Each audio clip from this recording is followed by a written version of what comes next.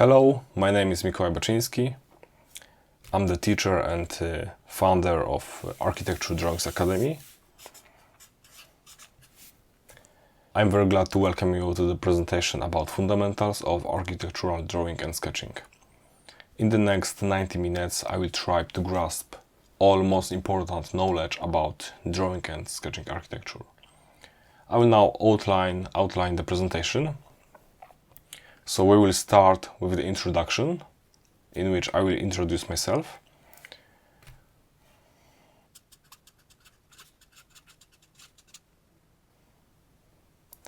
We will determine if this presentation is a good fit for you.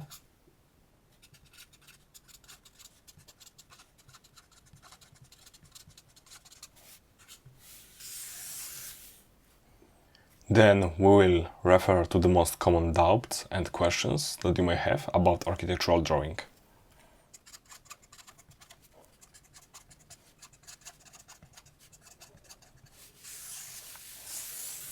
So this is the part 1. Then we will move to the part 2, in which we will discuss if the hand drawing is even a relevant skill for the architects in the age of all the software available for architects in their everyday work.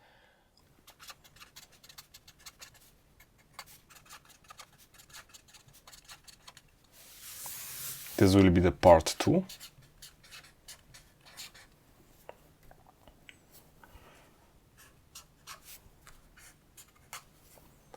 In the third part, we will also listen to what well-known architects have to say about if the drawing is still a relevant skill.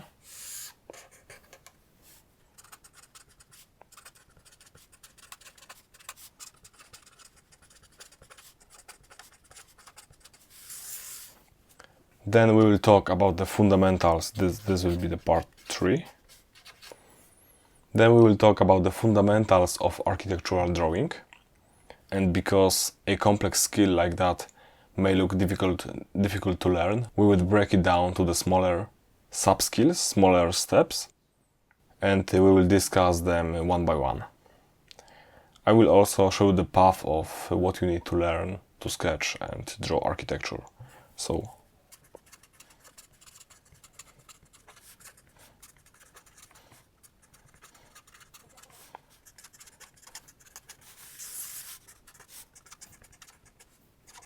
But because there will be a lot of theory in those parts, I also want to give you the tricky knowledge that you can use to draw better right away. So we'll also discuss the most common mistakes that people make when it comes to drawing architecture, so you can be aware of them and avoid them and improve your drawings right away. So the 5th part will be mistakes to avoid.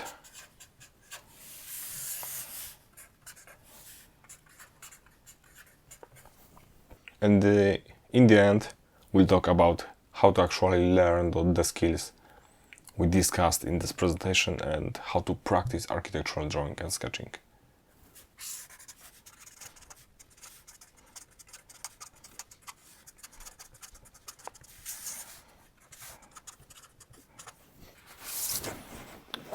But before we start, I'd like to encourage you to remove all the distractions from your surroundings, like putting away your smartphone. Maybe make yourself a cup of tea or coffee so you can focus on the content of this presentation and gain as much knowledge as possible from it. So why I can speak about this? Why should listen to me?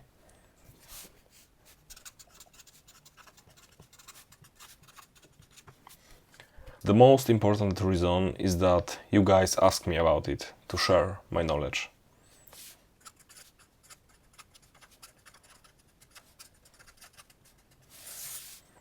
That's reason number 1.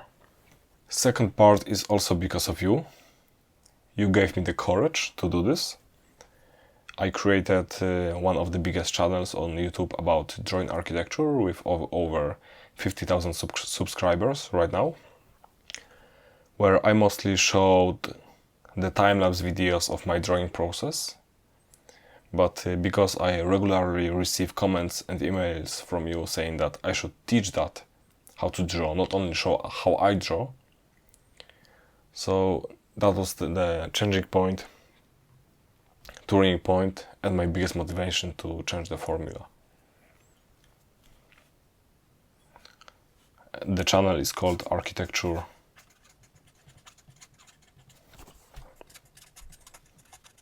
Drawings Academy.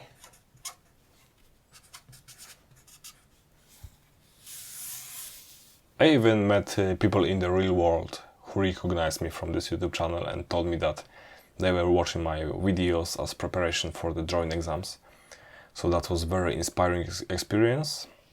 Not saying about all the DMs with support I receive from you all the time. That keeps me developing this community after that many years, which emerged just from few videos of me drawing for fun. Okay, so, but I am also an architect.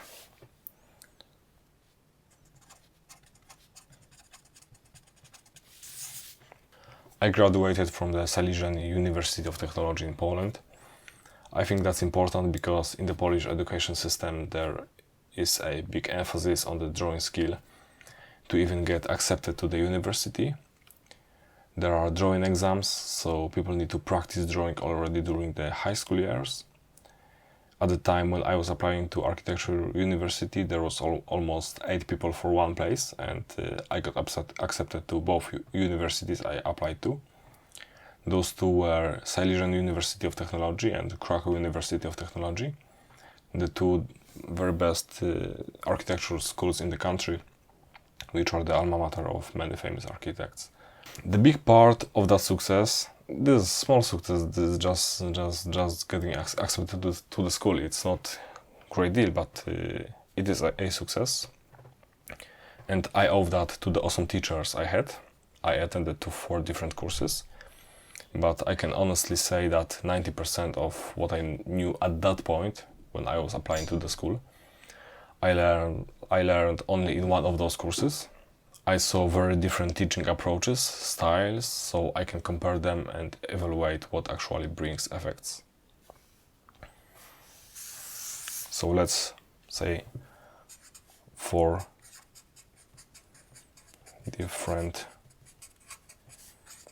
courses for comparison.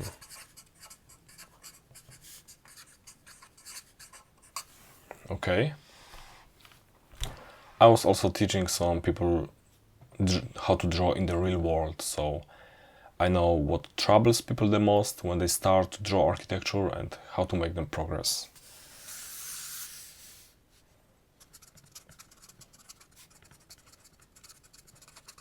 My drawings also were featured on the most influential channels on Instagram, like Architecture Hunter, ArchCAD, ArchiSketcher, Archicolic Drawings, all of Sketches, ArcMore, and I probably missed some.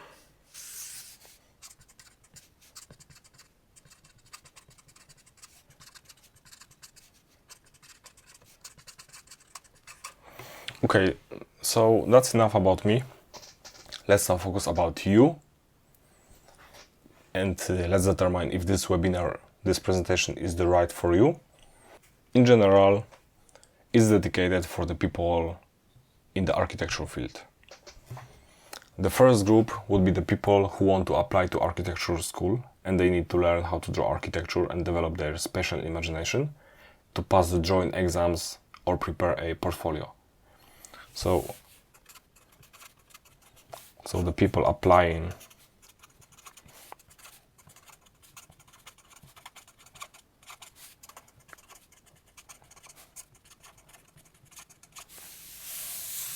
first group of people. Second one would be also the people who want to apply to architectural school, but the schools that they are willing to apply to, they don't require drawing skills to enroll. If that's your case, that may be slightly easier for you. But this webinar is for you as well, because you will need to learn how to draw anyway, and the sooner you will learn it, the bigger edge you will have over others.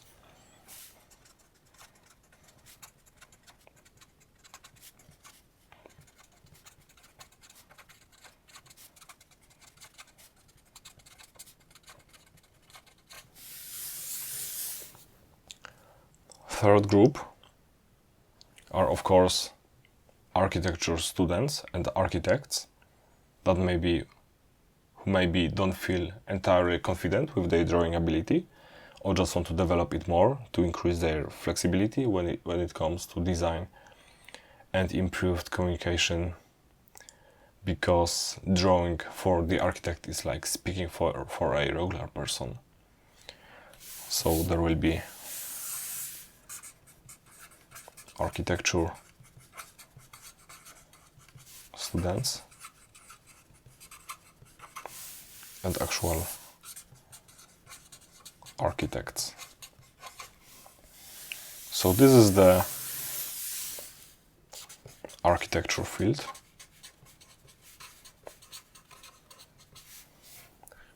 But maybe you are an artist.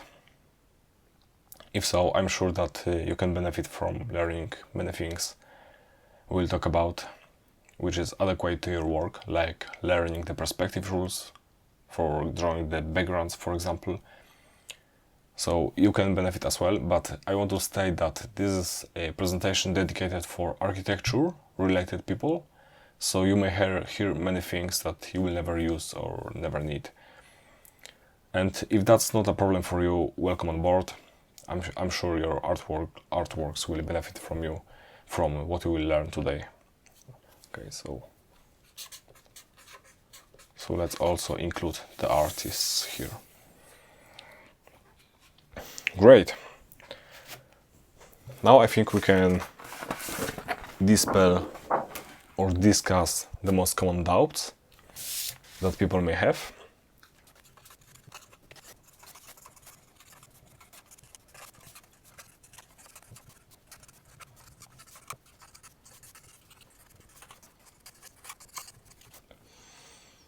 Is it necessary to draw at all to become an architect? Can I learn how to draw and sketch architecture even though I don't have talent and never drawn before? You already can draw. I can draw, but is my drawing ability enough for architecture? You may also wonder, am I eligible to become an architect? Does drawing really influence the design process? Is it too late to learn how to draw architecture for me? Is it possible to learn it online? We'll refer to all those questions, and if there is still something that bothers you and we didn't talk about, you can always email me at hello@architecturedrawings.co, and I will answer your questions. If it is necessary to draw to become an architect, we will dedicate an entire part of this presentation to answer this question, so let's start with the second one. Can I learn how to draw and sketch architecture even though I don't have talent and never drawn before? Let's start with this one. Do you need to have it to learn? Do you need to have talent to learn how to draw architecture? Talent is great, but it's the work that you're willing to put into mastering the skill that matters. I've really seen people who couldn't draw anything at the beginning, and after a few months of practicing, they were just drawing decent, complex scenes in perspective, and after a year or so, they were just great. So you just need to know how to learn to draw, to make progress, and what smaller skills, what steps you need to take and learn to receive the result that you are aspiring to. We will break it down into simple factors in the later part of this presentation. But you may already have some experience in drawing, or you consider yourself talented. You draw portraits, cars, animals, comics, or other forms of arts. If so, that's great, and the experience is appreciated. But I must say that architectural drawing is something different. It's less artistic and more space-oriented. The regular artistic drawing doesn't develop special imagination and probably won't be enough to draw and sketch architecture, as an architect should do. So in my country, where are the exams to architectural universities, I don't know anyone who would enroll successfully without any training program specific for architecture. So that illustrates how different those approaches are. Your architectural school may not even require drawing exam, but as I said, it's just the example to illustrate how different this kind of drawing is from typical art. Okay, let's go a step further and cancel other doubts. Am I the right person to become an architect? It is another very common question that young architecture adepts ask themselves. And the answer to that is yes, you are the right person as long as you want to. If that is your dream career, you should go for it, because you will develop your creative thinking and other related skills along the way. You don't need to be any special kind of human to become an architect, you just need to be an educated one. It's clear that all of us think slightly different, we are not the same, and our minds are also not the same. But what's beautiful in architecture is that there is a lot of space for diversity. Architects have very different styles, very different approaches, and most of the time they don't work alone, so different people complement each other. Some people have more creative minds, some more analytical ones or technical ones, but all of them are needed. So if architecture is something that you want to pursue, you will find a path for you for sure. Let's go to the next question. Okay, we also have, does drawing really influence the design process? We will also talk about this in the next part, so let's move to the next one. Is it too late to learn how to draw? That may be the next question that prevents you from developing the skill, drawing architecture. In terms of your age, that doesn't really matter. You don't have to start at 5. In our case, we shouldn't think about drawing like about some virtuoso skill to craft beautiful artworks after 15 years of practice or playing beautifully on the piano. It's not this kind of stuff. It is a tool that we use as architects. We need to learn it, to use it fluently, but we don't have to chase the perfectionism. On the other side of the coin, you may have some deadline to learn drawing, for example, the exam to the architectural school or the portfolio to be created. In that case, I believe you need at least 2 or 3 months of rather intensive practice to make the required progress. So I think it's a good idea to bring here the learning curve graph, because drawing architecture is like learning any other skill. At the beginning, you may find it difficult and make little progress. But with time, your skill learning will accelerate and you will start seeing some serious results before again going to the more stagnant phase of developing the skill. So here will be the performance, and here we will have repetitions.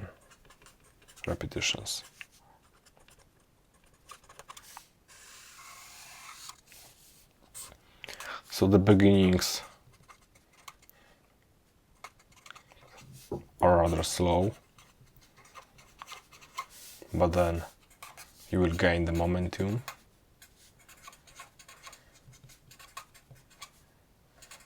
Make progress.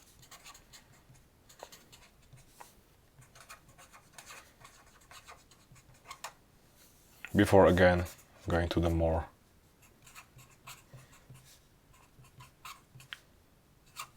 calm phase. Of course, in 2 months you will learn more than you would learn in 1 month.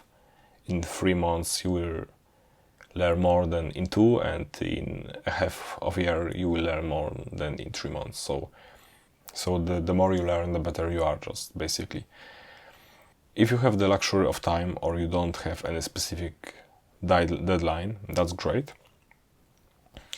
And if you have limited time, you will just need to put more effort, more discipline. You should be more systematic and have the discipline to reach the desired level on time. Let's move to the next part. And let's answer the question if the drawing is still a relevant skill.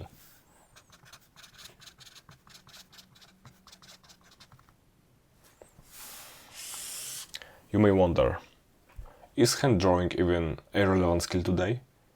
Is it required with all kinds of software within our reach, hyper-realistic renderings and even artificial intelligence that allows us to create stunning pictures with just a few clicks? To understand if we still need hand drawing, we need to understand the structure of our brain.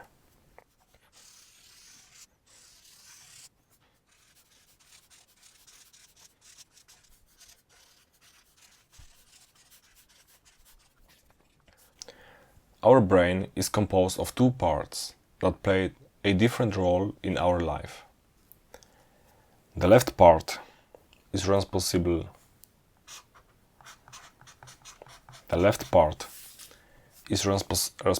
for logical operations, analytical thinking,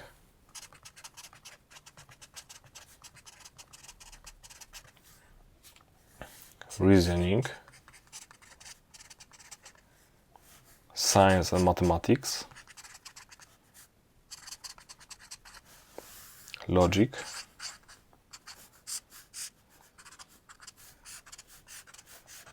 that's all is related to left part of the brain. And then we have the right side,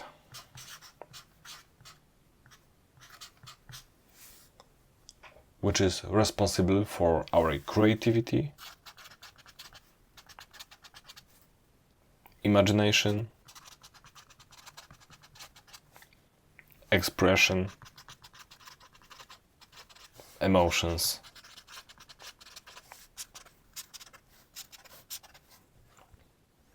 and intuition.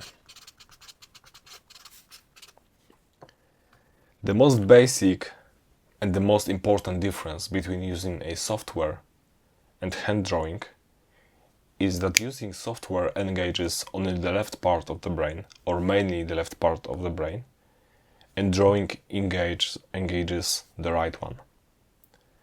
Not only engages it, but also develops it. With a pencil in your hand, you have access to the resources that you wouldn't have with just a mouse in front of your monitor. If you have some idea, a design concept, and you want to draw it in a software, you have to choose specific place, exact place, where the first line should start, and the place where it should end. And because the software is very specific, you have to input very specific locations of those points. Then you must give them particular depth, deform the particular depth, and again the particular height. And because the software is so accurate, all of that engages logical thinking at the stage when we don't actually need it. Because in the design phase, we want to be more creative, more based on our intuition. So, also, if the shape of the concept is more complex, modeling it in the software will take quite some time, and making it look nicer with accurate proportions or right proportions will take even more time. On the other side, we have hand drawing, where you can just draw a few lines without much thinking about it, anywhere you want. You draw a few more lines, and you already can present your idea to your colleagues or students, professors, co-workers or investors. Okay. The proportions are much better because they are based on your intuition. You can make changes very fast, so your imagination is constantly engaged, and you may come with even more ideas as you draw. It doesn't really make a difference if your concept is complex or not. You just need to draw different lines. But if you use the software, on the other hand, it will take much longer to create a model of a more complex concept. With a pencil or a pen, you can grasp also the spirit of the place or your idea. But when using software, it's impossible unless you put many hours in creating artistic renderings. So you can just draw some people, maybe some surroundings, some clouds. Okay, that can be cloudy day or sunny day. But don't get me wrong, I'm not saying that software isn't an important tool. It is crucial in the later stages of designing, when we need to be more analytical. But even when designing the floor plans, it is much better idea to start by printing just the basic dimensions of the building or the plot and draw it on it by hand. It's not only faster, but you will also engage the right side of the brain, and you will be able to come up with various smart solutions. So learning and developing anything is based on repetition. With each repetition, we are closer to the perfect desired solution. It doesn't matter if it's an architectural design, startup or a product, it's all about the repetitions. So if creating the basic design concept in software takes us about an hour,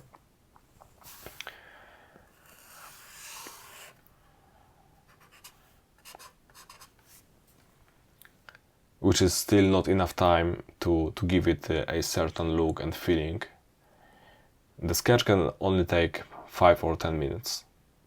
So let's say 10 minutes. During the time when you created one concept in the software, you could make 6 sketches, or probably even more. I did it in, 12 seconds even. But if you want to think more, you want to be more precise, let's say even 10 minutes. You can create 6 different concepts in that time. And if it's all about the repetitions, what do you think? Can we find a better solution by using software or by hand drawing? But of course, to be able to draw, we need to first put the time and effort to learn how to draw. But we also need to learn how to use the software. So as you can imagine, being able to draw by hand has a direct impact on your drawing skills and the ability to come up with various creative ideas. By knowing how to draw, you are not limiting your creativity and you are more flexible. So the first reason is engaging the right side of the brain.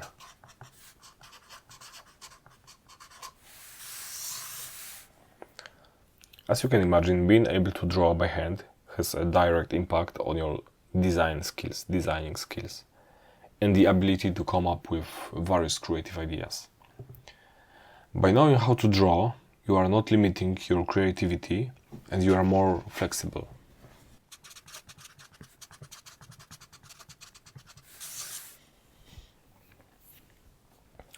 And that will give you an edge over others who may feel stuck at design process. Meanwhile, you will have the freedom to present on paper any thoughts you may have. Moreover, by learning how to draw, you develop your imagination and special imagination along the way. So you will fly even higher. But let's note more creativity and ideas.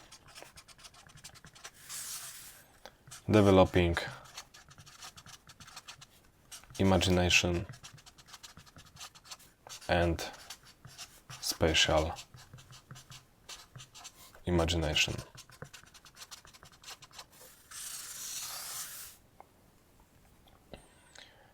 I think that on this point it becomes clear to you that lines are for an architect what the words are for the regular people.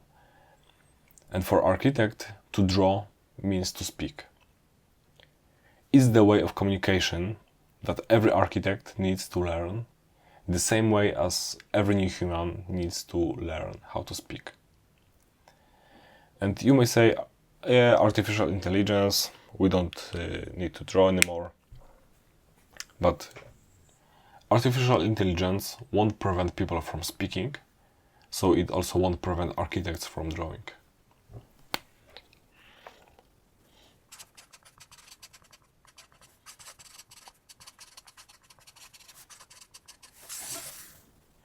Imagine a situation at the university when you are working on a group project and you have a great idea which you try to explain to the other students, but they don't get it because it's difficult to explain the space with just the words. They didn't understand you, neither did the professor, because you weren't speaking the language of the architecture.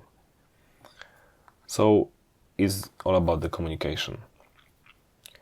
Of course, you could probably slip through the school and your career without the ability to draw, but you have to ask yourself is it really worth it to not feel confident about yourself and what you are doing. So being able to draw will give you confidence.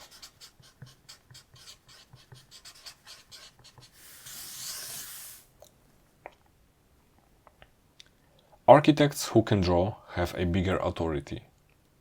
You can impress the investor on a meeting just by sketching, and that makes you look more professional, more talented, and may increase your chances of getting the commission. So the authority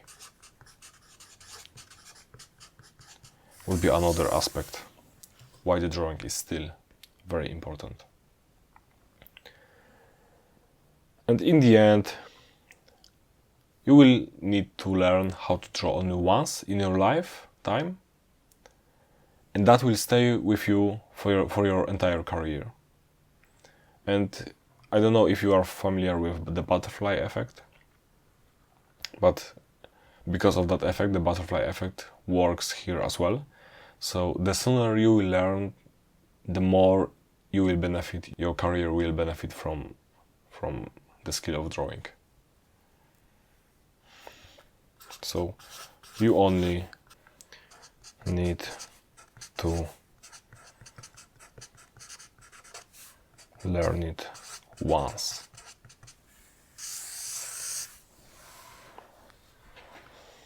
You may wonder, if at work and at the university you will mostly only sketch, why should you draw? Why should you learn how to draw, like properly, with all the perspective and the proportions and the dividing, all the perspective rules? And that way of thinking may look right at first glance, but it really isn't.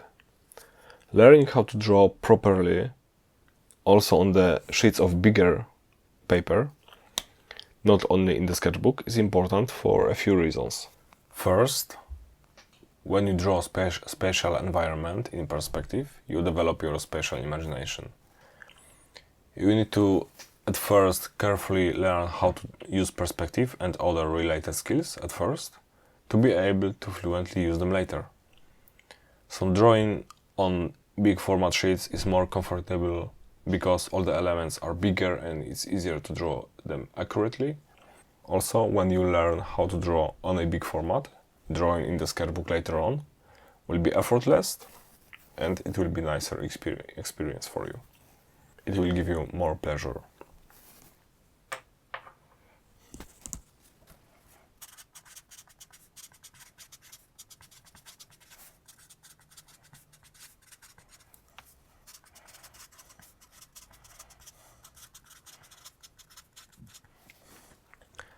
If that's still not enough reasons, let's listen to what famous architects have to say about the importance of drawing in architecture. Let's start with the Danish architect Mikkel Frost. The drawing is very important for his practice. I would say that it's not a choice between the computer and the hand drawing. They're two very different tools, and both tools are excellent for what they do best. And obviously the computer is great for repetition. I'm already an old guy in the sense that I've drawn hundreds of identical tables in a floor plan, like hundreds, literally, just slaving away. And today you select and you copy. And then you go even further and you have parametric design where you can actually tweak all of the tables without deleting and recopying. You basically just pull a slider and they get bigger or small, whatever. That's amazing in computers. But the shortest distance between your head and something that other people can see, that's definitely runs through the hand or the pen. And so at a meeting with a client or with staff or whomever you're talking to, being able to spontaneously illustrate your thoughts, the pen is totally superior. It's a funny notion because I think 20 years ago, we would see newly educated architects starting in our company, and some of them couldn't even write their name with a pencil. They were totally digitalized. And then that kind of changed a little bit, and the students today, they kind of do both. They have rediscovered the power of the pencil, basically. And so they do both the computer and the pen, and they kind of go back and forth. They're not as trained in drawing as my generation, because that's all we ever did. But they actually do both today, and they pick the tool depending on what they're doing. And the second video is from his TED Talk. But what I wanted to say today is that the people who hire architects are usually not architects themselves. I mean, they can be. They can be, and sometimes they are, but mostly they're not. But they do commission the work, and they do pay for the music, so to speak. So it's only fair and understandable that they want to know what their building is going to look like. But more importantly, they need to know, I mean, they must understand why it's a great idea to build an iceberg instead of the good old trusted perimeter block. And that is why I draw, to make sure that everybody is on the same page. And because I've learned that the best way to share an abstract architectural idea is with simple hand drawings, I often suggest my staff or students to carry a pen with them at all times and to use it whenever they get a chance. Now let's listen to Peter Cook. Does the hand know more than the brain? The hand is so closely related to the brain, and over many decades, the brain knows what the hand finds agreeable to do. And over many decades, the hand knows what it needs support. But from it comes there's certain pieces where you say, yeah, that's a good idea. I'll put it in, I use the expression sometimes, putting it in the back pocket. Come up with something that goes into your mental back pocket. 10 years later, you're actually working on something real, and it mysteriously comes out of the back pocket. Perhaps slightly, you don't necessarily, if you like certain bits, you sort of keep them in your head. And maybe a piece of it will come out. I think drawing is more than a tool, it is the extension of one's head. Let's also listen to what Eric from 30 by 40 Design Workshop has to say about drawing. Everyone thinks architecture is a math-heavy field, and in everyday practice, you're really only using very basic math. But as I compare that to sketching and drawing, I sketch every day. So I'm often asked, what are the best things I can do in high school or college to prepare me for architecture school? And I always return to the advice of learning to draw and learning to sketch as absolutely essential skills for anyone interested in architecture. Learning to draw is just learning to see. Here now we can hear to the opinion of Daniel Libeskind. And of course, Venice is the quintessential city of the mind, city of the imagination. So it creates a sort of virtual connection to Venice, and not just the physical Venice, but the implication that Venice has for all of us. It's really about the exploration of architecture in drawings. And to me, that is the foundational art and the mystery and the magic of all buildings and cities, because they're all, of course, all based on being drawn, being planned prior to seeing them in the full space. There's something magical about drawings. It's not a completely secular task. Drawing, there's something strange in the idea, because it's not language, it's not words. It's geometries, it's lines, it's configurations, it's compositions. They have their own destiny. And of course, Biennale is an occasion to reflect on architecture. Now we have to figure out what really are the foundations of architecture. Where do you find them? Where are they lying? I don't think they are in the objects of architecture. They are in the spirit of architecture. The spirit of architecture is philosophical, it's poetic, it's about ideas, it's about experiments. It's about an exploration, it's a research. Because I drew before I started architecture. I drew for many years before I even built a building. But I based those buildings that I built on the drawings I made. So it is true that every drawing is also a tool for the future. It's also a projection of architecture. So as we can see, their approach is maybe slightly different, but all of them agree that drawing is the ultimate skill for architects. Let's also quote the words of Ken Shuttleworth, founder of Make Architects, because I think he has many good points in his article about drawing importance in architecture. So Ken says, we tend to see very few hand drawings by young architects. They mostly use computers, and today most architectural students come from more of a maths and physics than an art background. I still believe though that hand drawing is very important. Why? I think of the pencil as an extension of the body and the mind. My brain works by drawing. The drawing and the idea are one and the same thing. Drawing is a process of discovery.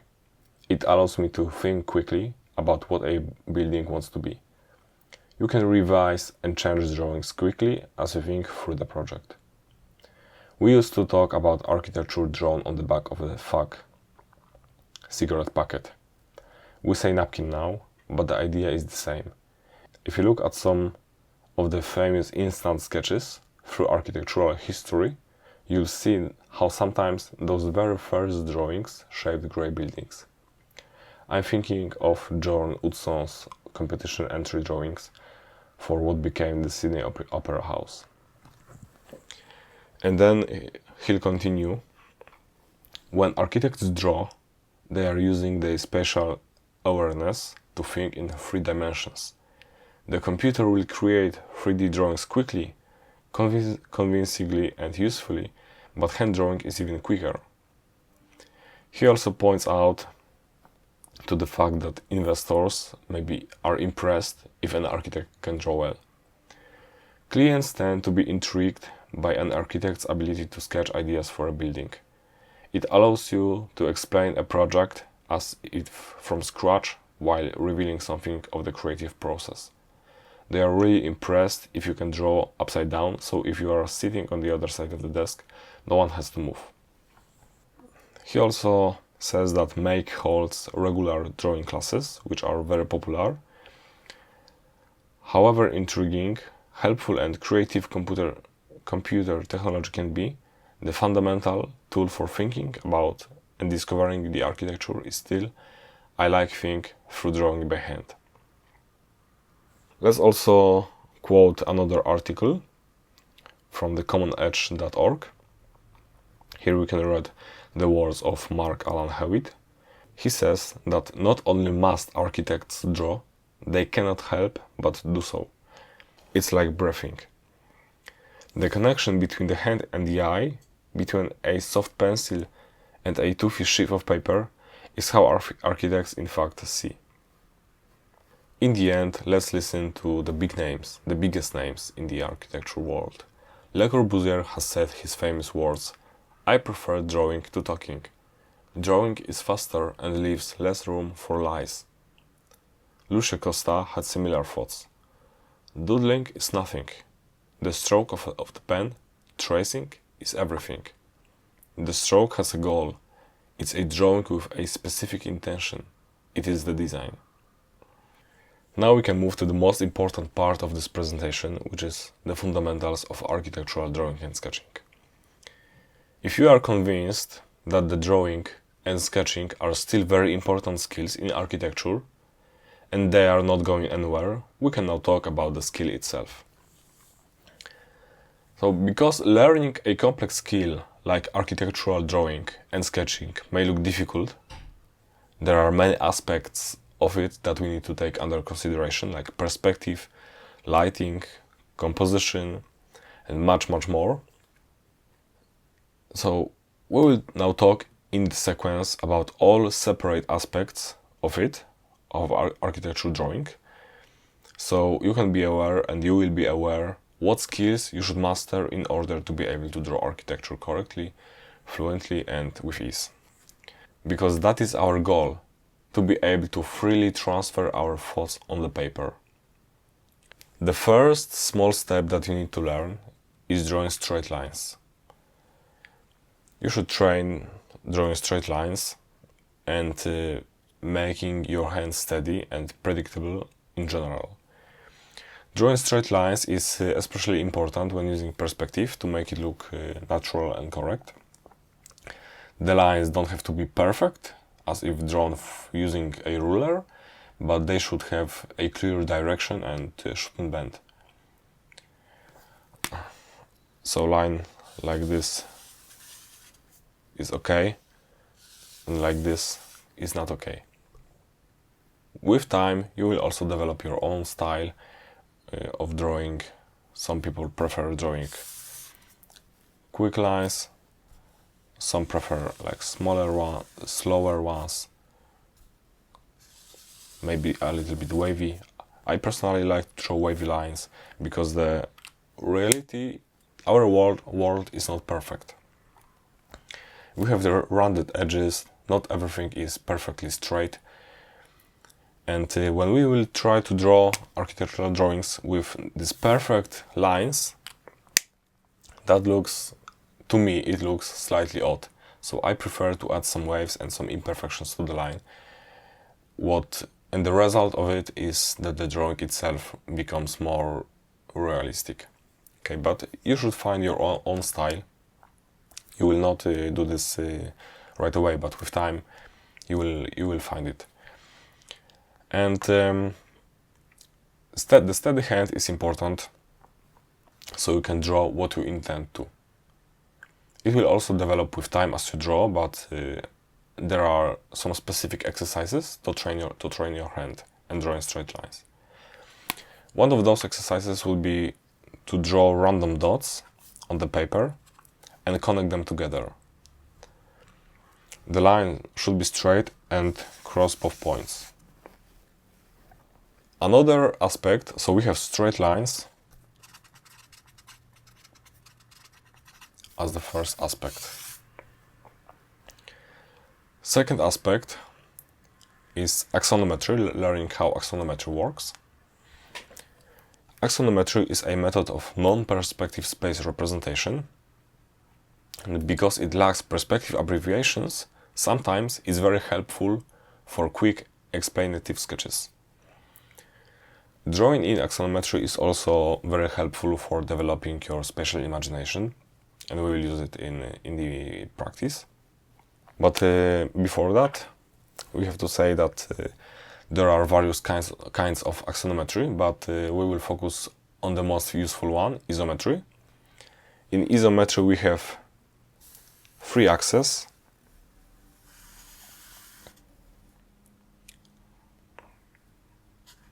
Z-axis, vertical one.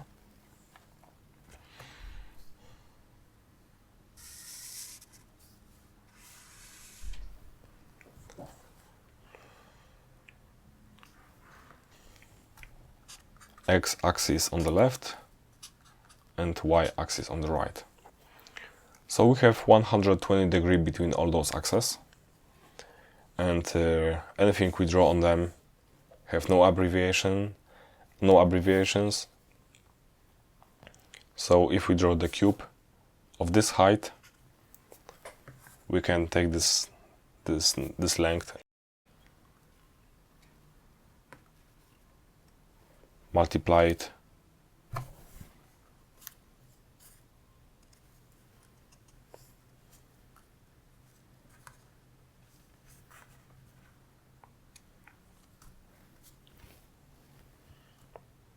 on the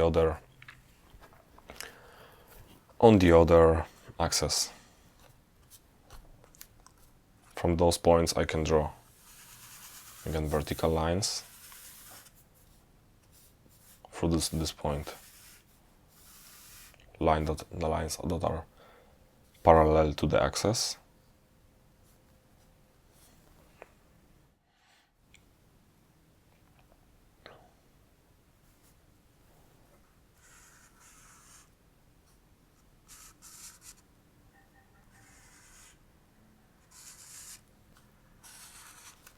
Okay, and the cube is drawn.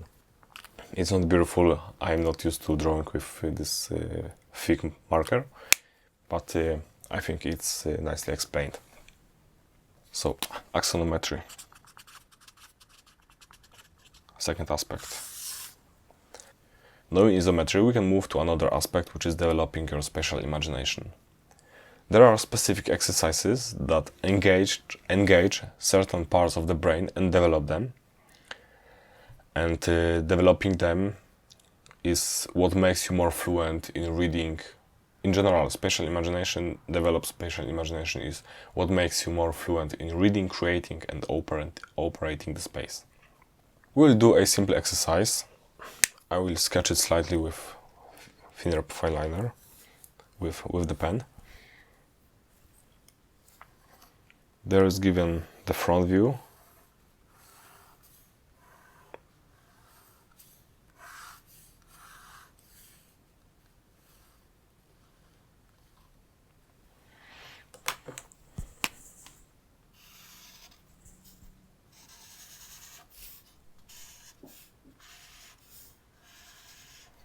This is the front view.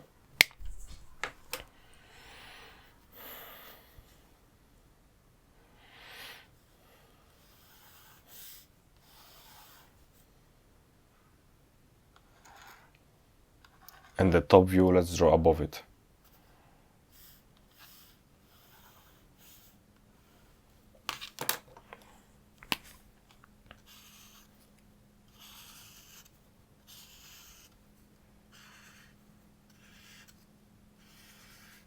Okay. So based on those two views, we have to draw this form, this shape, in axonometry, in isometry. So I will start by drawing the axis.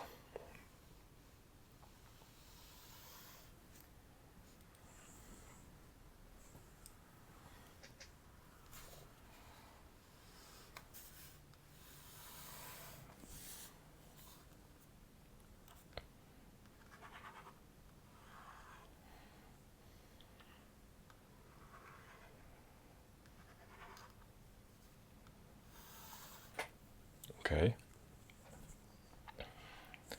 I will draw the cube.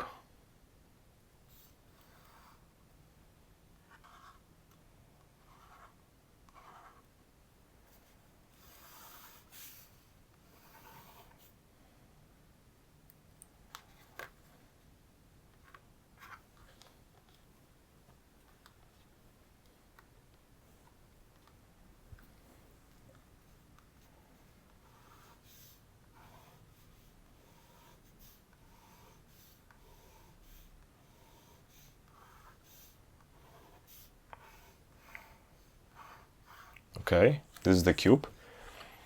So if this is the front view, the top view, I'm sorry, here we see entire square, the outer square, which we've drawn at first. But we have the outer edge looking like this, of the actual form, and the edge here. So we have to draw the same in the top edge.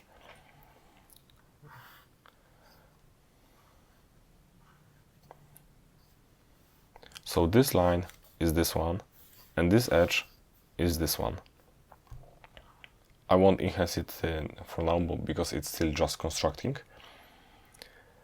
And this is the front view. So in the front view, we have the slope, this line in the middle. So again, I will draw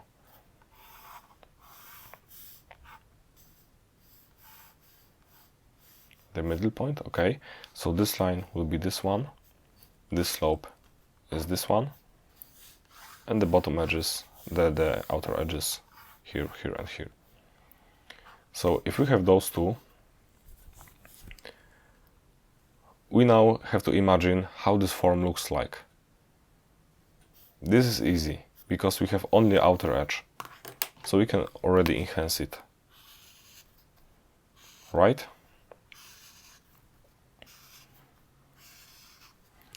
But let's try to think how the rest of the shape will look like. So we don't have any edges inside this rectangle, but let's pause the video and try to figure it out by yourself. Okay, so now I will show you how to do this. We have this rectangle, and this edge is this edge. So if this is a flat rectangle, we just need to draw it like this. And because here is the empty space in the top, we only need to draw this edge. But because we need to transfer this edge on the middle level, like the top level, middle level and the bottom level, because it's not much happening here at the top level as this rectangle is in the middle level, I moved this edge onto the middle level. So if this is the slope and we can't see any edges behind it, that means that this edge is also the slope. Okay? So our form looks like this.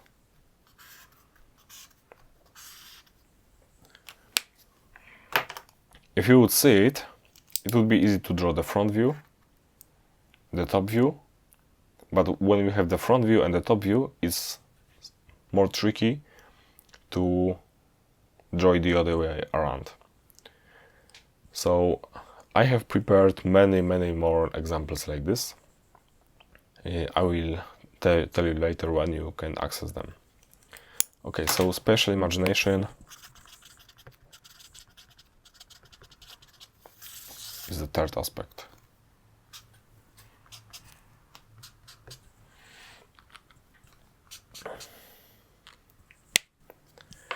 Next, you will need to learn how the perspective works. There are three kinds of perspective, the most common ones: 1-point perspective, 2-point perspective, and a 3-point perspective. 1-point perspective is used when we draw something that is vis-a-vis to us. So surfaces on one of the axes are not abbreviated. So the box so if we have the horizon, in 1-point perspective, if we draw the box,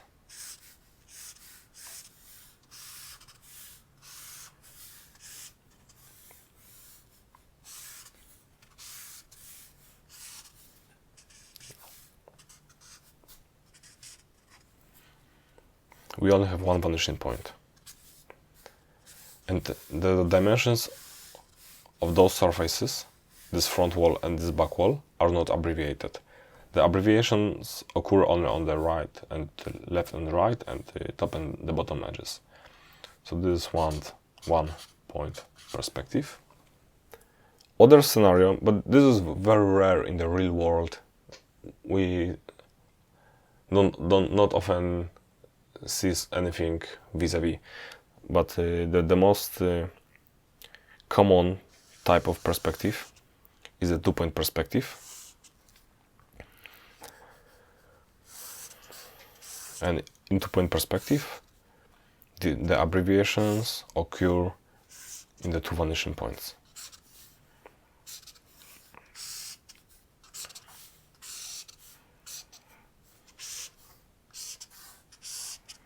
and also the walls hidden behind.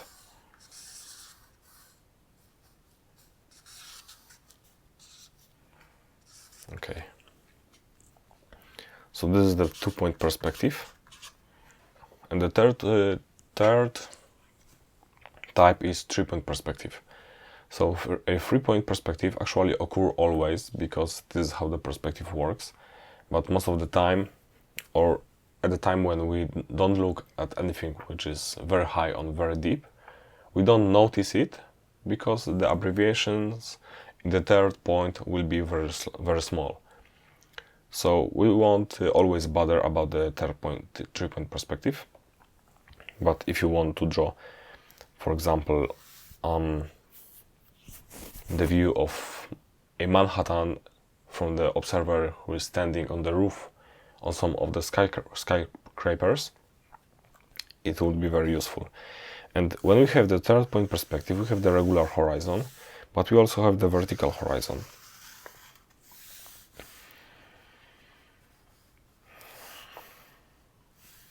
And let's draw a very radical scenario with the 3rd vanishing point in the middle of the page. And here, let's say there's a street. This is the New York street, and we are standing on the building, on top of the building.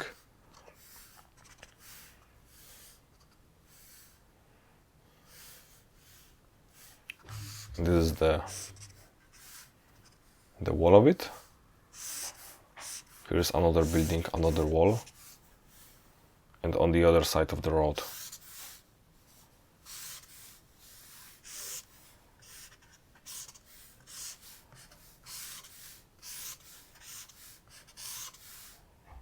We have more buildings.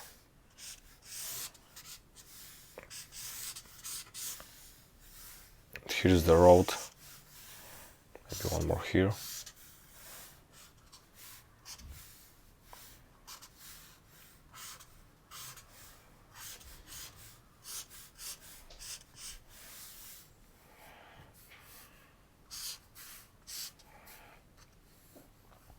Here are our foot, our legs,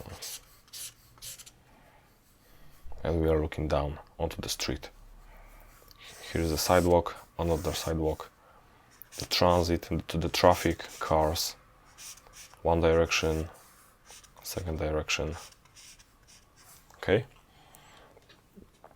So this is the 3rd-point perspective. But we also need to learn how to operate, not only how the perspective works, those 3 types of perspective, we also need to learn how to operate in perspective, how to construct certain elements, how to divide, multiply, mirror surfaces and forms. So if you have a square in the top view, we can measure the distance and draw it. Once again, just multiply it. But in perspective, when we have a rectangle drawn like this, you can't copy this length and multiply it here, because it will change due to perspective abbreviation. So you would need to use certain perspective rules.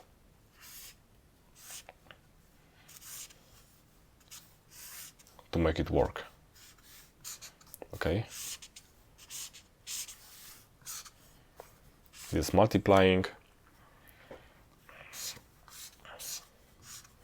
There is dividing in half, in 3. Also we can divide in 5, in 6, in other numbers. But we also need to learn how to draw circles, ellipses and arcs correctly in perspective. So for the circles and the ellipses, it's most of the time we will start by drawing the rectangle, and inside the rectangle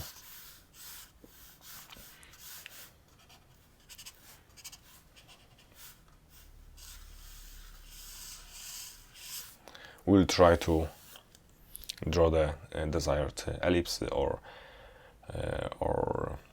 the circle. For the arc, you can either draw entire rectangle and draw only one part of it, or you can construct it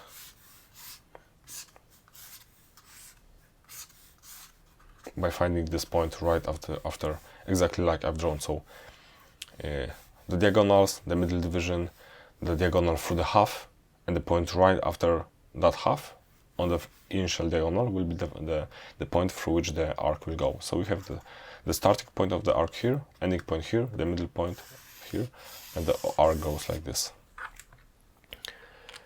Okay, so that's it about the perspective. Very rapid pace, but I want to give you the general look, the big picture about what you need to learn, not exactly show you how in this particular presentation. The next step will be to learn how the light and shadow work. There are different light sources like the sun, artificial lighting, reflected light, spotlight. For example, on a sunny day the shadows will look different than on a cloudy day. Each type of light has its own characteristic, illuminates objects differently, and produces different kinds of shadow. Light also behaves differently depending on the surface which it illuminates. The good way to learn how light and shadow work is to observe your environment, general environment around you, and notice how your apartment is illuminated during the day, what changes when you turn on the artificial light in the evening, and how different it is from the light emitted from the TV. So I will give you the quick example. If you have the cube in the top view, so this is the top view of the cube, and it is illuminated by sun. Sun is very far away, so the light rays are practically parallel to each other. So the cast shadow will go like this.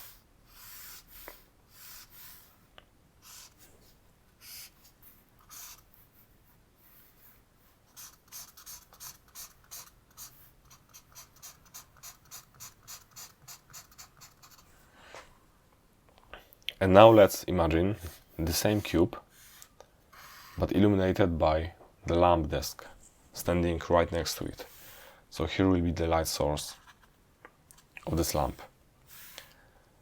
The light rays won't be parallel because they are very close. The light source is very close to the object, so they are coming up from the light source and going through the edges.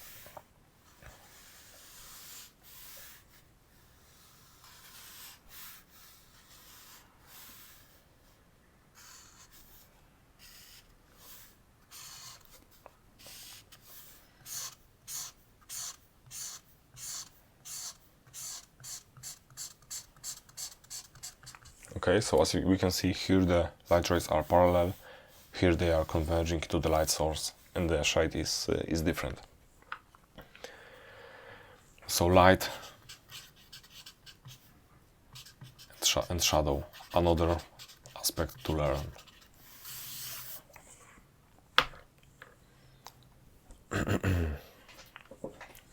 The next point is hatching, shading, and texturing. Is closely related to light and shadow.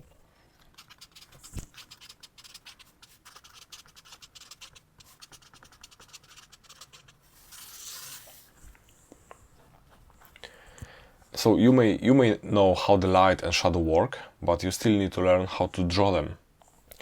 And there are various techniques of hatching, shading, and texturing. They will be different for various drawing techniques, but they should also enhance the perspective of the drawing. So the lines of the hatch should go in a specific direction, because if we draw them wrong, they can break the perspective and create bad impression in the drawing. Right now I can give you the tip that when you are not sure how to draw the hatch, the most safe direction is to draw it with just the vertical lines. And about texturing, when texturing, we don't only need to focus on the right tone, but also on the facture of the specific material. So like wood, stone, or a brick wall, if we are drawing those types of materials, we don't have to, the texture shouldn't be on the entire wall, but only in some areas. And that's enough to create the perception of a certain material. So if we have the wall, and that should be the brick wall, we can draw some bricks here.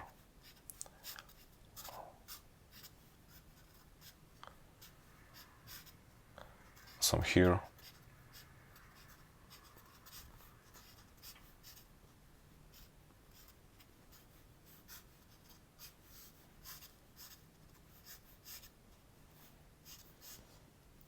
Okay.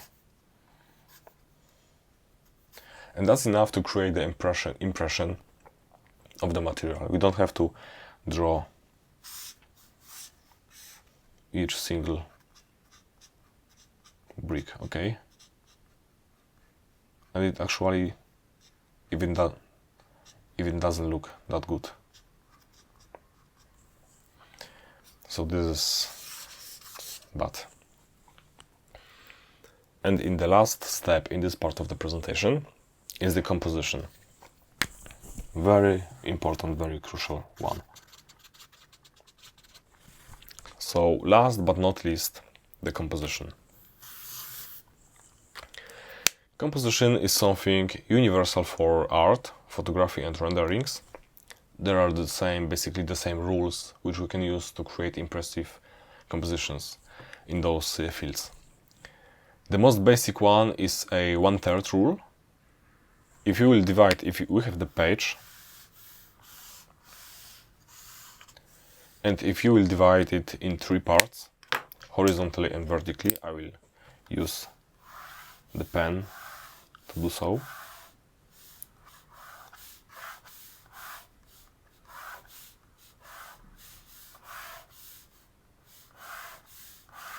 Okay, 1/3. If you will locate the most important parts of your drawing in those 1/3, the composition you have a big probability that this composition will look nice. So if you draw some church, you may draw the main building on this horizontal 1/3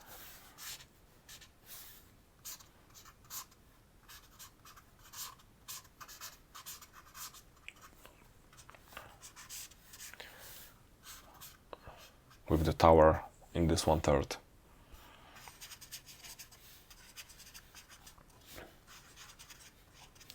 And most probably it will look nice. It should be slightly bigger, I think. It's too small. With the composition, you can also create certain feelings depending on what you are drawing. It may be dynamic or static. Let's draw them. Maybe in the squares. So dynamic composition would be something like this, and the static one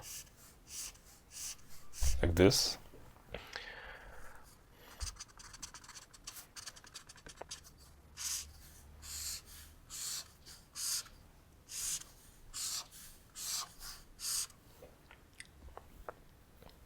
It can be rhythmic and chaotic.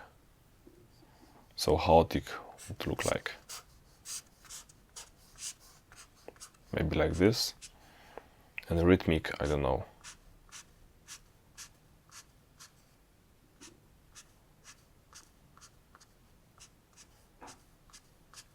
Okay, so the rhythm and chaos. It also could be concentrated.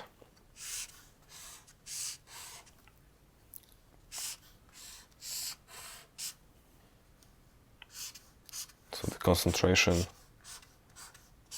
and could be scattered.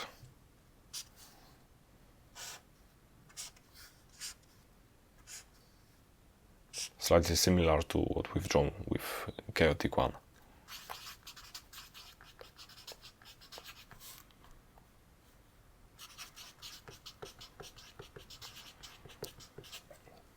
those examples are abstractions, but often we will start with abstraction to creating the project and the drawing.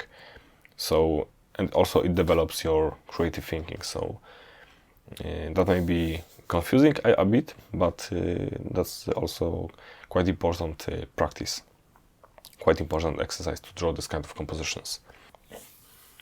So at this point you may start to understand that not only what you draw, but how you present it is important for your drawing.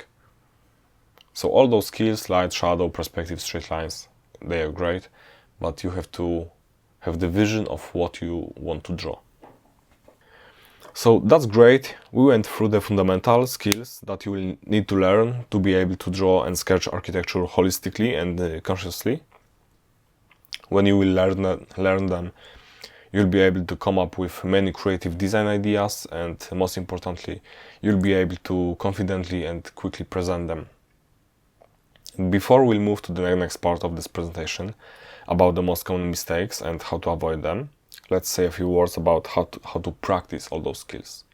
And because it is impossible for me to explain all of them, all those elements in detail in this presentation, but you can look for some books and research the internet. There aren't that much resources as far as I checked about architectural drawing, but if you dig a bit, you should find some. But I also prepared the online training in which you can learn all of this.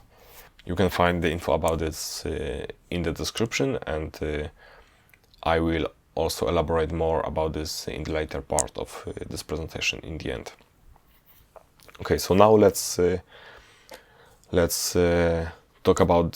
discuss the most common mistakes and how to avoid them. Okay, so the common mistakes to avoid. Up to this point we talked about a lot of stuff, but my ambition is to give you some knowledge that you can use to draw better right away. And my idea for that is to discuss the most common mistakes which you can avoid. So the mistake number one is not drawing entire drawing. It's not drawing the entire artwork at the same time and focusing on too many details and too early. I see it all the time on the YouTube, and maybe that can work for drawing the portraits or some other art, like cats, anything like that, but for sure that won't work for drawing the architecture. To draw the architecture, we have to go step by step, starting with the composition framing, horizon position, perspective grid, the general shape of what we draw, and then gradually we will start to add more details, enhance some of the lines, add hatching, shadow and surroundings. So no part of the drawing should be 2 steps ahead of the other ones. In that way your drawing will always look like it's finished. You just can finish it further. And this is especially important if you have timed exam. And if no part of your drawing sticks out in terms of details, the jury may even not notice that your drawing is not finished. So on the one side we would have the drawing, and it starts with the perspective. Then we have the more complex shape. We are crafting the space, adding some details, okay, and then we will start enhancing them.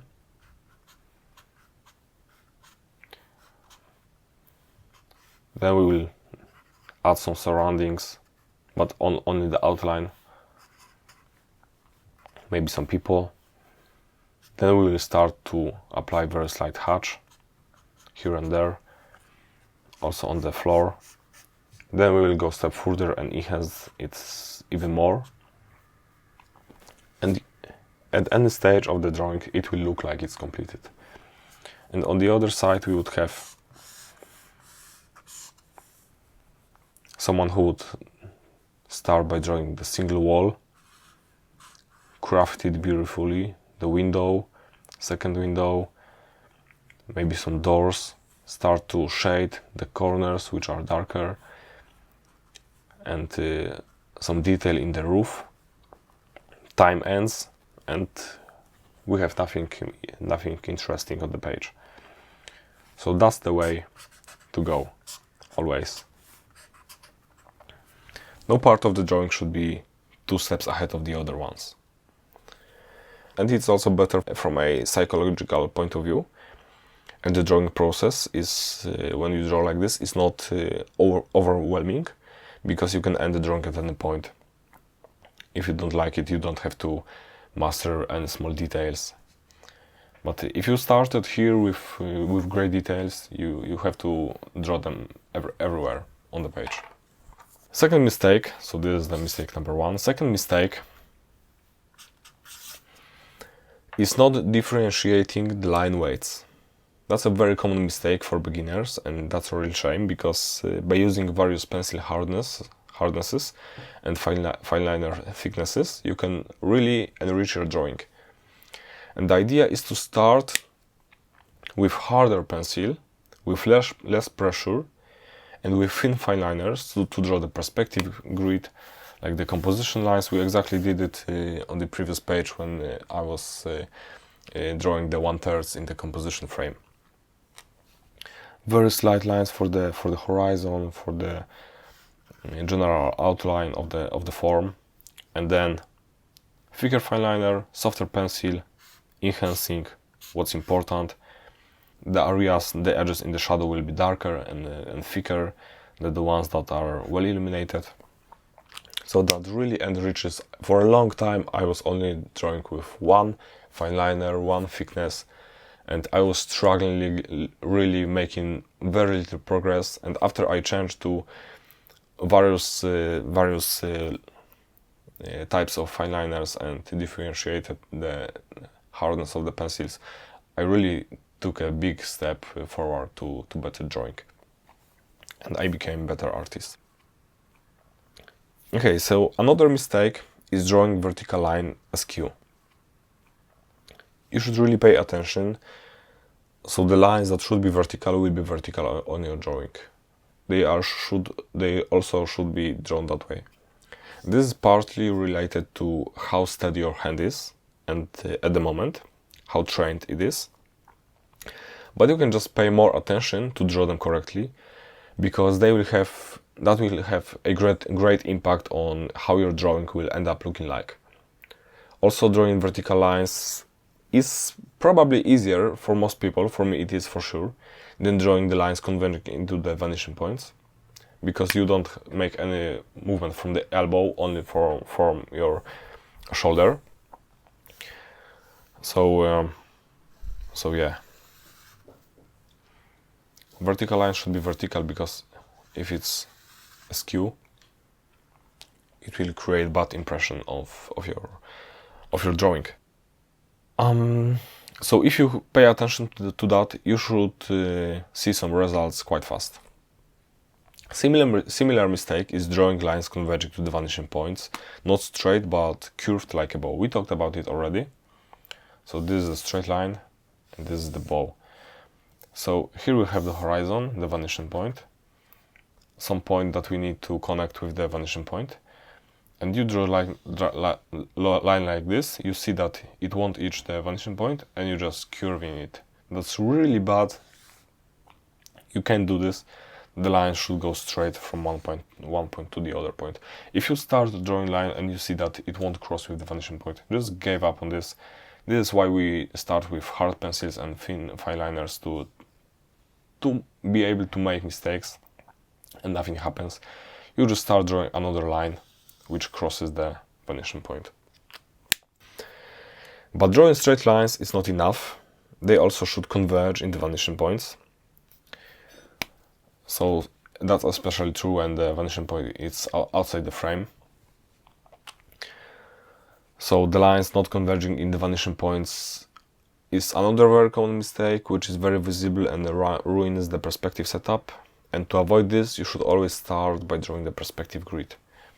So if you have the page, just try to draw some lines that are converging into the vanishing point, and any other lines that you are draw, estimate and draw them correctly between those lines that you draw at the beginning. When you have the point to refer to, it becomes really easy to draw them correctly in the later stages of the drawing. So that's lines third mistake, converging into vanishing point fourth one. Another point on the list of mistakes is the lack of consequence using perspective. It's common for the beginners to only construct main forms. In the drawing, we have the drawing, we construct very carefully the building, and then we draw window, and in this window we already don't apply perspective rules. The lines are, this line and this one are converging to this vanishing point, and you draw this edge inside the window just by eye, estimating it, not to the vanishing point, and apparently it ends up in the vanishing point here. It really can ruin your drawing.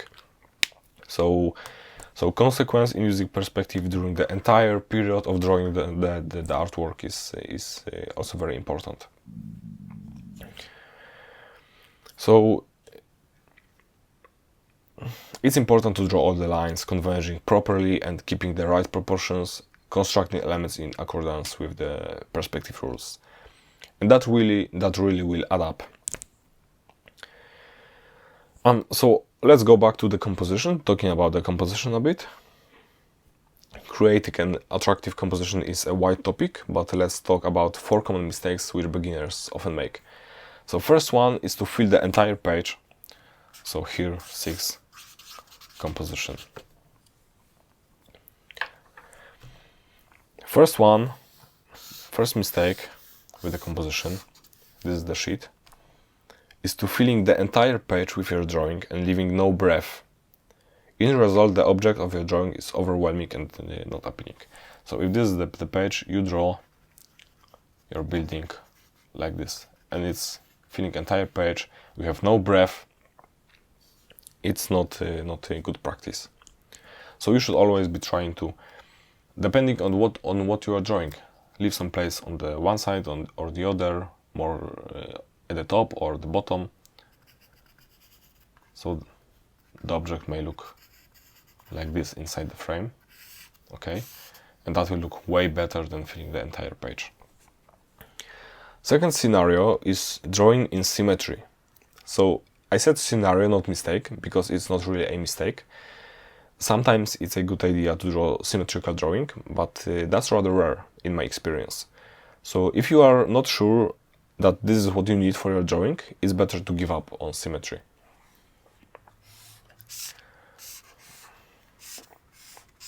To picture rescue it, let's imagine you draw some building.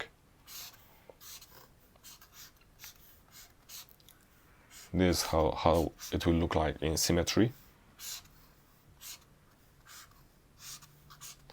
And here we have asymmetric example. In my opinion, that one looks way better.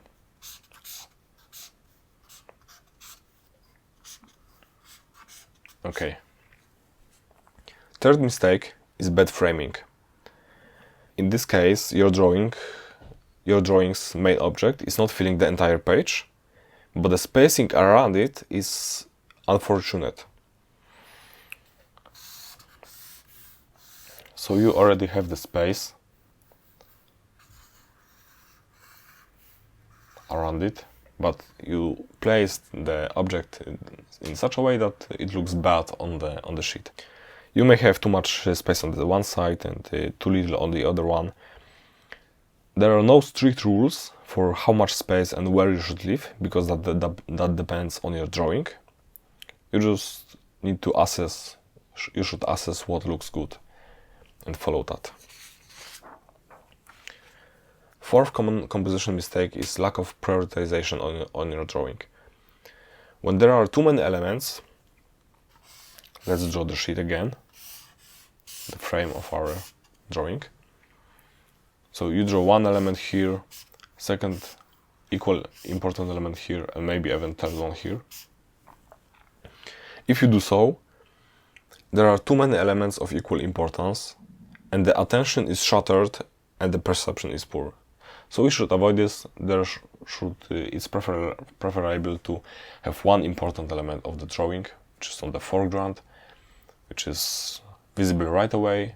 It has the most amount of details. Its lines are the strongest one. The shadows are the most vivid, and the rest is dissolving, is becoming lighter and with less amount of details. You may think that's a lot to learn. Yes, it is quite a lot to learn. And the question is how to learn it.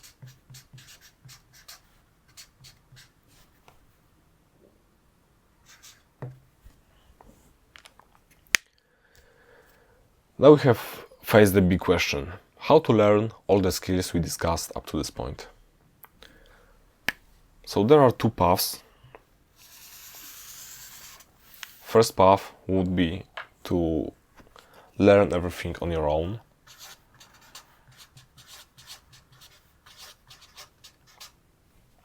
You can look for free resources on the web, find books, watch videos. You can find even tutorials on my YouTube channel, Architecture Drawings Academy. And there are definitely the pros of this approach. For sure, it's free, but also not everything. If you choose to buy some books, you have to pay for them.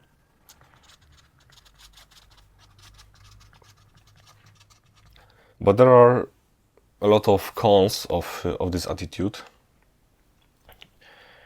You can probably do this, but it will take you more time, because if you watch content from different sources on the internet, many things will repeat itself. So you will have to dedicate more time to watch them.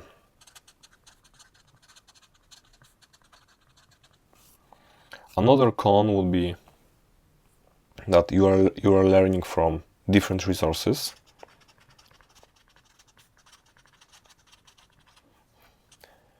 So you are listening about different methods. So that may be confusing.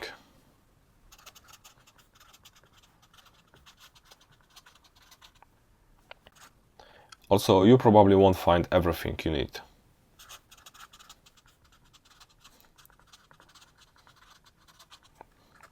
Also, you will have no feedback.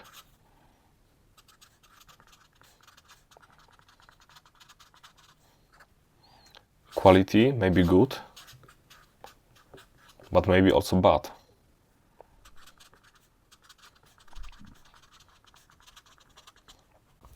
You will also have to figure out many things by yourself.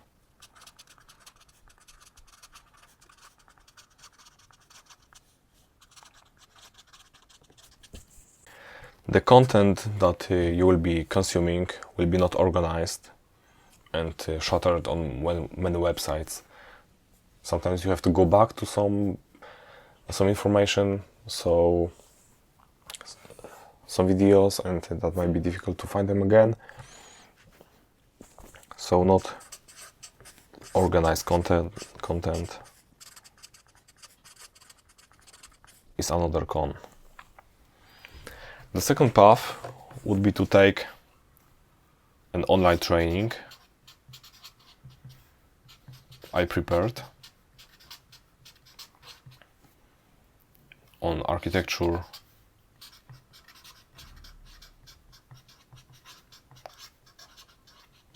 Drawings Academy.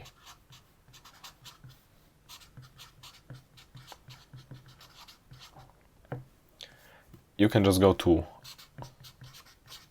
rdrv.co and you will find the course there, the training there. So the con is that it's not free.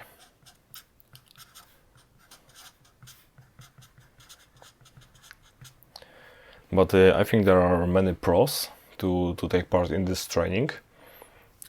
First point is that if you will take part in this training, you will be able to relax and you'll be guided step by step with detailed instructions and exercises which you should do on your own. You will be able to just focus on learning and not on searching all the resources. So step by step guide, you can focus on learning / practicing. Okay. We will start from the very basics and we will go through all the steps to drawing sketches and final artworks. So basics to final artworks,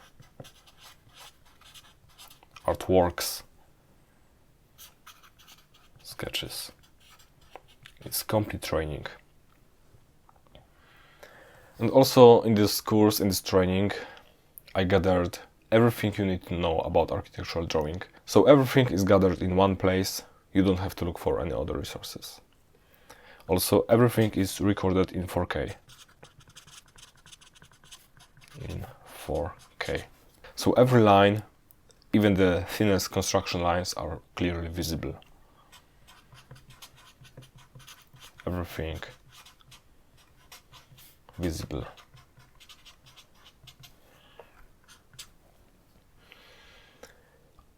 Another point is that this training not only gives you the knowledge, but it actually trains you to be a fluent drawer and develops your creativity and imagination. There is big emphasis on this. So you not only know how to draw a box, but what box to draw to make it look nice. Complete training in drawing, creativity and imagination.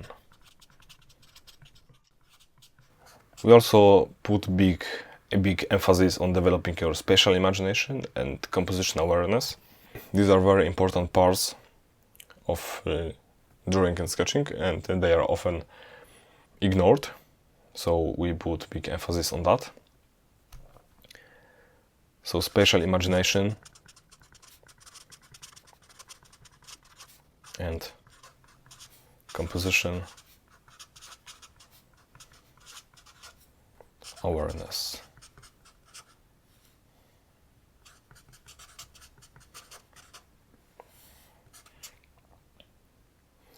So we also offer feedback for up to 5 drawings made by you. So if you sign up, you can send us 5 of your drawing. So feedback. If you need more feedback, you can also write to me. We will figure out if we can give you more feedback maybe.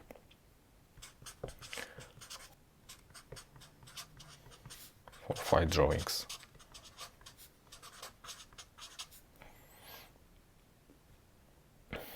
Also, because it's design program, the content is not repeating itself. So you are not listening all the time to the same content, which is often with the free content, because this person created the tutorial, this one creates the tutorial, and this one, but all of them are rather like not going into the details, like very basic tutorials.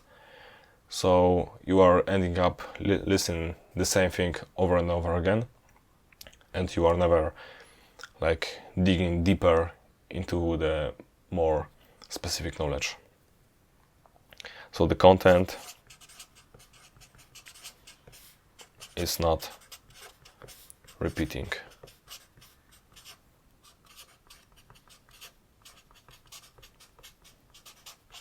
Itself. Okay. So I highly recommend this training. It will be available very soon please follow my YouTube channel, Architecture Drawings Academy, and Instagram, ArchDraw, or Architecture Drawings Academy as well, for any updates. So again, thank you very much for attending this presentation. I hope you learned a lot of stuff, but still that's just a beginning. So good luck in your journey, and to hear you next time. Bye.